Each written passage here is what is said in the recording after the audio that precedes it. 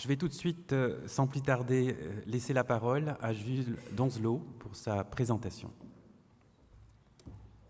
Merci. Est-ce que vous m'entendez? Est-ce que le micro est branché? C'est bon. C'est bon. Bonjour à toutes et à tous. Je suis ravi d'être là. Je remercie le CNESCO de cette invitation intéressante pour cette journée passionnante sur le thème de l'orientation. Et je vais démarrer tout de suite, tout simplement en vous disant, en fait, on a commencé aujourd'hui à parler d'orientation, effectivement, et moi j'ai envie de vous parler d'aspiration. Les aspirations. Hein. Alors, la place des aspirations en orientation, pour le coup. Et je peux tout de suite commencer en vous disant que moi, personnellement, quand j'étais jeune, j'avais pas beaucoup d'aspirations. Et finalement, quand on n'a pas d'aspiration et qu'on ne sait pas quoi faire, je donne un conseil, on peut toujours devenir sociologue. Comme ça, vous essayez de comprendre ce que font les autres, vous qui n'avez pas su quoi faire, et vous êtes en plus payé pour le faire. C'est assez formidable. Voilà, donc... Par contre, le fait est que la question des aspirations se pose parce que si tous les jeunes n'avaient pas d'aspiration, ils deviendraient tous sociologues et on serait bien embêtés d'avoir une société de sociologues. Et donc la question que moi je me pose et que je voudrais vous poser et me poser avec vous, c'est finalement donc comment faire pour élever et diversifier les aspirations des jeunes. Et pour ça, je vais vous parler de deux modèles de politique publique, finalement, mais qui se ressemblent beaucoup. Ils sont d'une inspiration mutuelle, on va y venir. C'est des programmes qui existent en Australie et au Royaume-Uni.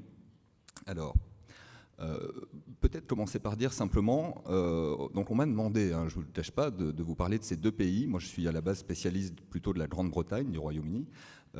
Et l'Australie, de fait, ça m'a paru tout à fait pertinent puisqu'il y a vraiment une inspiration mutuelle de ces deux pays en continu, à la fois sur des réformes structurelles et sur des programmes, on pourrait dire, d'égalité des chances, mais dans les pays anglo-saxons, on y reviendra, on parle de widening participation policies, le verbe to widen signifiant à la fois élargir et diversifier. C'est-à-dire que to widen participation, c'est à la fois massifier la participation à l'enseignement supérieur et diversifier la participation. Donc on est à la fois dans une optique de massification et de démocratisation au sens propre. Alors une inspiration mutuelle fréquente Australie-Royaume-Uni, en général c'est plutôt le Royaume-Uni qui s'inspire de ce qui est fait en Australie, surtout pour des réformes structurelles. Je vais y passer rapidement, mais en gros, en Australie, dès 1988, c'est la révolution Dawkins entre 88 et 90, qui crée un système d'enseignement supérieur intégré.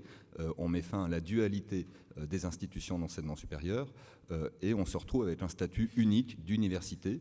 Ça existe en Australie entre 88 et 90, et finalement, en Grande-Bretagne, on fait la même chose en 92. D'autres réformes structurelles que vous voyez, donc des frais d'inscription élevés, alors en Australie, ils sont même dérégulés. En Angleterre, il y a eu des élévations contrôlées des frais d'inscription. La plus haute, celle que j'ai marquée, UK 2006, parce qu'on passe vraiment à 9000 livres sterling maximum. Depuis, c'est même 9250 par an pour des frais d'inscription universitaires. Et puis, un dernier élément qui est la suppression, avant-dernier, du cap lock. C'est-à-dire que pendant très longtemps, chaque année, en début d'année, le gouvernement définissait un nombre maximal d'inscriptions dans l'enseignement supérieur et que finalement, l'Australie d'abord en 2010, puis le Royaume-Uni en 2016 ont décidé de mettre fin à ce système maximal quantitatif, ce système de quotas de nombre d'inscriptions pour vraiment déréguler totalement la situation. Mais alors finalement, si on revient sur le sujet qui nous intéresse, nous, le plus intéressant, c'est que le Royaume-Uni a inspiré, donc on va dans l'autre sens cette fois-ci, l'Australie. Ils ont co-élaboré, enfin co-construit au début des années 90, en tout cas eu des échanges dans le cadre de la construction de programmes d'égalité des chances. Et finalement, on va y venir, mais c'est vraiment le programme M-Hire au Royaume-Uni entre 2004 et 2011. Alors depuis, ça s'appelle plus M-Hire, mais ça existe toujours et c'est des partenariats stratégiques locaux du même type. Ces politiques ont... Le modèle anglais a plutôt eu tendance à démontrer son efficacité par rapport à ce qui était fait en Australie jusque-là, et donc les Australiens se sont inspirés finalement de ce modèle de Widening Participation Policies développé en Angleterre. Alors j'essaye de faire un peu vite puisque le temps est évidemment limité. Si je vous fais très simplement, moi j'appelle ça le modèle aspirationnel, c'est-à-dire qu'on est sur des politiques d'égalité des chances qui privilégient qui font de l'élévation et de la diversification des aspirations une condition préalable aux autres actions de widening participation, d'égalité des chances. Si on ne fait pas d'abord l'élévation des aspirations, en gros, l'aide académique ne suffira pas à démocratiser l'enseignement supérieur. D'un point de vue strictement historique, puisque j'ai fait la généalogie de ces programmes, l'origine des programmes d'outreach, donc d'élévation. Outreach, c'est reach out, c'est sortir pour aller au-devant des publics qu'on veut atteindre, et donc c'est ce qui est nécessaire pour faire de l'élévation des aspirations, selon les programmes anglo-saxons. Il faut aller au-devant des élèves très tôt, outreach, pour leur parler du monde extérieur à l'école et ainsi pouvoir élever et diversifier leurs aspirations. La toute première fois que ce type de démarche apparaît, c'est aux États-Unis dans le cadre d'un programme qui s'appelle Upward Bound et qui a introduit dès 1966, qui existe toujours. On pourrait dire que c'est le plus ancien programme d'égalité des chances d'accès aux études supérieures. Finalement, les Anglais, dans les années 80, se retrouvent confrontés à une problématique un peu similaire de massification, et donc ils vont aller tout simplement regarder ce qu'ont fait les Américains pour démocratiser l'accès à leurs universités. Les Américains avaient pris de l'avance en la matière, en tout cas en termes de pratique, et donc les Anglais ramènent quelques solutions assez innovantes qu'ils vont adapter à leur façon et qui vont progressivement conduire finalement, donc en suivant la temporalité qui est décrite ici, à une généralisation du modèle aspirationnel dans les pratiques des universités anglaises. Donc, si je n'ai pas énormément de temps de rentrer dans les détails, mais bon, en gros, voilà, c'est un peu l'inverse de la France, où nous, ce sont d'abord les grandes écoles et les écoles d'excellence qui ont fait de l'ouverture sociale à la fin des années 90, et maintenant, on redescend vers les universités, vers les IUT, vers les STS, etc. Côté anglais, c'est plutôt du côté des Edge Polytechnics, l'équivalent de nos IUT, qu'ont démarré les actions de démocratisation, et se sont ensuite étendues aux universités moyennes, et finalement, avec l'aide en plus d'une association, d'une fondation, le Sutton Trust, les universités, y compris d'excellence, ont rejoint le mouvement dans les années 2000. Ce qu'il faut savoir, c'est qu'en gros, voilà, depuis 2005-2010, toutes les universités britanniques ont une stratégie d'égalité des chances basée sur l'élévation des aspirations, en tout cas considérant que c'est la première étape des actions. Côté australien, finalement, on a une démarche au même moment, dès le début des années 90, d'interrogation sur comment peut-on faire pour améliorer la démocratisation des études supérieures. Je peux dire des universités, puisqu'il y a un seul statut d'institution là-bas. Et donc, ils ont mis en place, pour résumer vraiment grossièrement, de 91 à 2008, un premier type d'approche avec des financements d'abord assez faibles, puis de plus en plus conséquents. Et simplement, cette approche 91-2008 était vraiment centrée sur l'accompagnement académique des élèves, sur le tutorat académique. Donc on était assez proche finalement de ce que nous on connaît en France avec les cordées de la réussite. C'est-à-dire vraiment l'idée qu'il faut préparer académiquement à l'entrée et à la réussite dans les études supérieures, notamment les élèves qui ont un talent un petit peu particulier, un petit peu plus élevé. Et finalement, alors à différentes reprises, mais notamment en 2008, il y a une grande évaluation nationale de l'impact de ces programmes d'égalité des chances menés depuis à ce moment-là plus de 15 ans. Et en fait, ils découvrent que ça a des impacts évidemment sur les bénéficiaires en tant que tels, mais ça n'a pas eu d'impact à grande échelle. C'est-à-dire que ça n'a pas permis de réduire les écarts entre le taux de participation des groupes favorisés et des groupes défavorisés. Donc à ce moment-là, il y a une espèce de crise institutionnelle, on s'interroge, qu'est-ce qu'on a raté, comment faire pour que nos institutions d'enseignement supérieur soient capables de participer activement à cette démocratisation.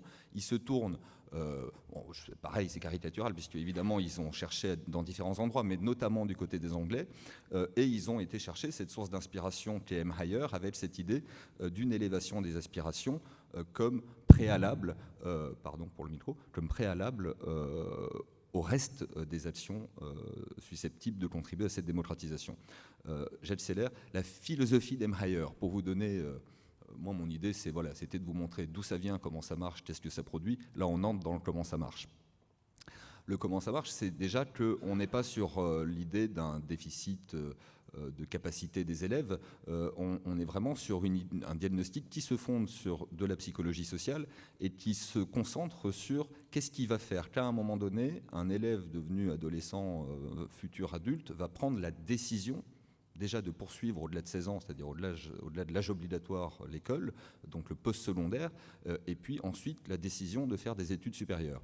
Et les différents travaux, alors là je cite Patricia Cross, Beyond the Open Door, mais il y a énormément de travaux anglo-saxons dans les années 70-80 sur ces sujets-là, qui s'inscrivent pour beaucoup dans une dynamique de psychologie sociale et qui à chaque fois essaient de remonter dans la chaîne des déterminants qui conduisent à un instant T un jeune à prendre ou non la décision des études supérieures. Cette chronologie du processus psychologique de l'élève, finalement, elle remonte très tôt, dès l'école primaire, et finalement, voilà, s'il y a vraiment une leçon un peu philosophique d'Emmayer à tirer, c'est que les Anglais disent, si vous voulez, l'accompagnement vers les études supérieures, il a lieu tout au long du parcours éducatif de l'élève. Il ne peut pas avoir lieu qu'à la fin. Il ne peut pas avoir lieu que juste avant l'entrée dans les études supérieures. Il s'agit déjà, évidemment, d'aider les élèves à bien vivre les transitions primaires, secondaires, et puis ensuite collège-lycée pour la France, etc., ou secondaire, post-secondaire côté anglais. Et il s'agit surtout de donner un sens subjectif à l'éducation du point de vue de l'élève. C'est-à-dire qu'il faut qu'il comprenne qu'est-ce qu'il fait, lui, dans ce parcours éducatif. Et pour qu'il le comprenne, il faut qu'il soit capable d'imaginer ce que lui va pouvoir personnellement en tirer. Donc ça veut dire qu'il faut l'aider à se projeter au-delà de l'école en lui expliquant la façon dont l'école va lui permettre de faire un lien entre ce qui relève de la connaissance académique et ce qui relève ensuite du monde réel, de la réalité professionnelle, de l'insertion, et que finalement, voilà, l'école n'est pas une fin en soi, et on va bien insister là-dessus dans ces programmes de widening participation qu'on pourra appeler d'aide à l'orientation, sur le fait que ce qui compte, c'est le but que l'on va poursuivre in fine grâce à l'école et non pas à cause d'elle, donc vraiment échapper à la notion d'orientation subie. Comment procéder pour tout ça? La version M-Hire qui a été reprise en Australie, c'est vraiment de donner le pilotage de stratégies d'action territoriale aux universités qui sont chargées de faire travailler les autres acteurs locaux de l'orientation, de la découverte des métiers, de l'accompagnement académique et ainsi de suite. Et à chaque fois, que ce soit en Angleterre, au Royaume-Uni ou même aux États-Unis, c'est de mettre les étudiants, c'est-à-dire des étudiants ambassadeurs, entre guillemets, en première ligne, avec cette idée qu'un élève, enfant ou adolescent, pourra plus facilement s'identifier à un étudiant qu'il reconnaîtra comme un père, et donc sera plus sensible au discours de cet étudiant et aux représentations qu'il lui transmettra, plutôt que ça vient d'une figure perçue comme une forme d'autorité institutionnelle. Bon, ça fait déjà, il faut mettre des petits silences de temps en temps quand on cause. Alors, je suis à combien? Ça va. Ça va? La réponse est bonne. Ça va, ça me va. Donc, simplement, là encore, moi je voudrais insister sur un aspect un petit peu philosophique de ces démarches de widening participation, qui est finalement que quand on se demande quel est le but ultime de ces actions d'élévation des aspirations sur lesquelles on va revenir un peu plus dans le détail, et qu'on interroge les spécialistes anglais, vous en avez un dans la salle aujourd'hui qui parlera demain, John Storan de l'Université de l'Est de Londres, on est dans une dynamique d'inclusion sociale. Ça veut dire qu'on fait de l'aide à l'orientation pour donner le sentiment aux élèves qu'ils ont leur place dans la société, pas simplement pour les aiguiller vers une voie qui convienne d'un point de vue fonctionnel, à la fois pour eux en termes d'aspiration et pour la société en termes de compétences. Alors, comment on fait pour produire cet accompagnement progressif dont je vous disais bien qu'il doit commencer très tôt et qu'il doit se dérouler tout au long du parcours éducatif de l'élève. Alors vous avez là ce que moi j'ai appelé la pyramide des besoins d'Emmayer, avec vraiment comme base l'idée que, et les Anglais sont très attachés à ça, que l'engagement parental est une condition pas absolue, mais en tout cas fortement contributive à la réussite des élèves et à leur engagement dans leur propre parcours. Si les parents sont engagés dans le parcours de l'élève est engagé dans son propre parcours, ou en tout cas c'est plus probable. Pour favoriser cet engagement parental, on va avoir différentes actions. Donc sur la colonne de droite, elles sont listées dans l'ordre, hein. Vous partez du bas, vous remontez vers le haut, on suit la flèche. Et en gros, les premières actions, celles du bas, vont concerner plutôt la sensibilisation des parents au sujet des études supérieures. Alors, je ne peux pas rentrer dans le détail, mais il y a vraiment des rencontres en maison de quartier. Ça peut être le vendredi soir en mode un peu festif, avec des parents qui viennent endimancher, puisque c'est l'université qui les invite dans leur maison de quartier pour leur parler de filières, de débouchés professionnels, etc. Donc, c'est des actions qui marquent vraiment les esprits dans les quartiers. Des interventions en école primaire, évidemment, temps restant 5 minutes, je le précise. Et donc, non, et après, voilà, tout un, vous lisez, hein, donc des conférences dans les écoles secondaires, etc., etc. En tout cas, l'idée, c'est que en primaire, on s'assure de l'engagement des parents et du fait qu'ils aient suffisamment d'informations pour oser aller poser des questions s'ils ont d'autres informations à rechercher et pour ne pas se sentir coupés de la compréhension de ce qui se passe. Ensuite, c'est élever et diversifier les aspirations. On en a parlé. Ensuite, définir le projet personnel, c'est-à-dire que, en gros, voilà, en France, on parle souvent d'autocensure, mais pour parler d'autocensure, il faut déjà qu'il y ait quelque chose à censurer. Donc, les idées des Anglais, c'est qu'il faut d'abord qu'il y ait des aspirations, et ensuite, les élèves pourront élaborer un projet. Voilà, donc définir le projet personnel, là, ça va plutôt s'appuyer sur des visites d'entreprise, des découvertes de métiers, etc., etc. Préparation à l'entrée dans le supérieur, on retrouve un petit peu plus la logique cordée de la réussite qu'on connaît en France. Aide à la réussite dans le supérieur, ce n'est pas le sujet aujourd'hui, mais on pourra y revenir aussi, il y a beaucoup d'actions possibles. Je vais passer assez vite sur ces aspects-là du comment. C'est simplement pour souligner le fait qu'en Angleterre, alors là c'est vraiment tout budget confondu, donc c'est pas très honnête de ma part, mais il y a à la fois de l'autofinancement par les universités, il y a une part des frais d'inscription perçus par les universités qu'elles sont obligées de consacrer à l'outreach, il y a les subventions nationales du gouvernement central, etc., etc. Ce qui est intéressant de voir, c'est que ce sujet de la widening participation a pris de l'ampleur, y compris en termes de subventions publiques, et qu'on arrive à un budget d'à peu près 1 milliard d'euros par an, tout type d'actions confondues sur l'égalité des chances d'accès au supérieur dès 2014-2015. Et que simplement, c'est littéralement considérable, et que ça fait quand même 330 millions de livres par an que les 133 universités britanniques consacrent à l'outreach et à l'élévation des aspirations. Alors, j'accélère simplement pour souligner le fait que, d'un point de vue statistique, on a pu démontrer à la fois par du suivi de cohorte et par l'évolution de la participation des groupes défavorisés à l'université qu'il y avait eu un impact d'Emhire. C'est-à-dire que quand on regarde finalement de 1960 jusqu'à 2000, les taux de participation des groupes favorisés et des groupes défavorisés, le schéma n'y est pas mais je vous le dis, enfin c'est celui qui est sur la droite là, on a un écart de 30 points permanent, vous voyez 18-48%, 18-46% de participation à droite, et on a cet écart de 30 points de façon constante en fait depuis les années 60, et les Anglais avec Emhire, si je ne me trompe pas, c'est la toute première fois qu'ils sont arrivés à infléchir cet écart de 30 points de participation pour les réduire à un peu moins de 25 points d'écart de participation.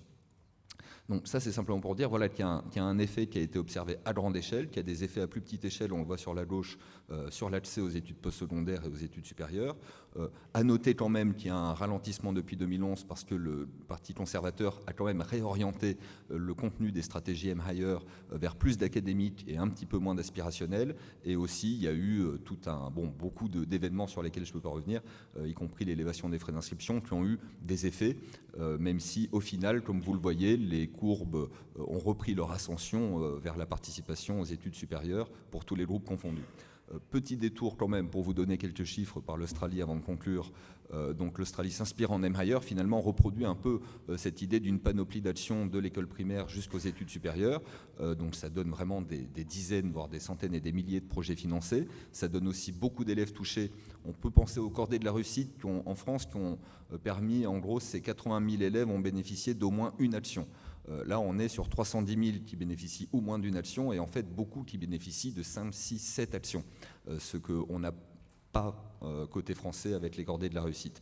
Voilà, je voulais simplement souligner le fait que dans le budget, il y a vraiment un équilibre entre l'idée d'une élévation des aspirations et l'idée d'une aide académique, qu'il y a des résultats là aussi, puisque en Australie, on avait des écarts là aussi assez réguliers et que pour la première fois, on a un infléchissement des écarts. Et puis finalement, pour conclure, se pose quand même la question, d'ailleurs, quand on a développé un programme expérimental à l'université de Cergy-Pontoise, avec notamment Armel Jacquin qui est dans la salle aujourd'hui, c'est bien de dire les noms des gens qui sont là, ça les gêne en général, parce qu'ils sont dans le public, ils pensent être anonymes, puis de temps en temps, ah, mais en fait vous existez, vous avez fait des choses, et il faut parler de vous aussi. Et donc on a créé un séjour d'immersion sur le modèle des Summer School d'Emhire, on l'a fait à l'université de Cergy-Pontoise, et la première réaction, je me rappelle très bien de la présidente de l'époque de l'université, ça avait été, mais on accueille déjà beaucoup de jeunes d'origine populaire, est-ce que vous êtes sûr de vouloir nous en envoyer plus? 1 minute, c'est parfait. Et on a expliqué que en fait, c'était vraiment un enjeu d'orientation. Et que l'idée, c'était pas d'envoyer des jeunes dans l'enseignement supérieur coûte, c'était de faire en sorte que ceux qui choisissent d'y aller le fassent sur la base de bonnes raisons, sur la base de ce que les Anglais appellent un choix éclairé. Et on avait Robert Gresham de l'université de Winchester qui était venu assister à la première édition de ce séjour d'immersion et qui nous avait dit à la fin, pour expliciter cette démarche, et si après avoir participé à une summer school, il choisit de ne pas s'inscrire à l'université, alors c'est très bien aussi, je fais très mal l'accent anglais. Le but, ce n'est pas forcément de choisir les études supérieures, c'est de faire un choix éclairé. Bon, c'est quand même plus charmant avec l'accent anglais qu'avec le... Je peux vous le faire en provençal aussi. Voilà, non, et simplement, bon, officiellement, le programme, les conservateurs mettent fin au programme Emhire en 2011. Moi, je suis en train de faire du terrain d'enquête à ce moment-là, donc je flippe un peu. Est-ce que Emhire va disparaître? Qu'est-ce qui se passe? Et je fais un entretien avec John Storan à l'Université de Londres, c'est au mois de juin 2011, et il ne s'en rappelait plus, je lui ai rappelé ce matin, mais il m'a dit à ce moment-là, Emhire will never end. Voilà. Et donc, je voulais simplement souligner le fait qu'une fois que les gouvernements ont mis en place ces politiques aspirationnelles, en général, elles se retrouvent progressivement intégrées dans le droit commun. C'est-à-dire qu'on considère que ça fait partie inhérente des missions de l'université que d'être inclusive socialement vis-à-vis de tous les publics défavorisés. Merci.